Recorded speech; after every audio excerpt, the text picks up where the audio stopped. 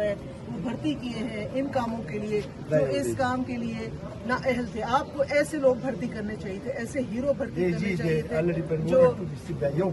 अपनी जान पे ये खेल गया है और इसने ये कारनामा जो है वो कर दिखाया है। हम आपके लिए जो है जितना भी आपकी तारीफ करें वो कम होगी। अल्लाह ताला आपको और हिम्मत दे, अल्लाह ताला आपको और जो है बहादुरी इसी तरह की दे। चूँकि हम पाकिस्तान पीपल्स पार्टी वाले बेनज़ीर भुट्टो शहीद साहिबा के और बेनज़ीर भुट्टो साहिब के चाहने और मानने वाले हैं और हमें दर्स ही हमारी लीडरशिप ने ये दिया है बहादुरी का, जुर्रत का और दिलेरी का। तो ये आज जो हम आपसे मिले हैं हम सारी हमारी जो पार्टी है हमारे चेयरमैन बिलावल भुट्टो जरदारी साहब का हुक्म था, आसिफ अली जरदारी साहब का ये कहना है और हमारी लीडरशिप चाहती है कि हम जाके पूछें कि ऐसा वाक़या क्यों हुआ है और आपके साथ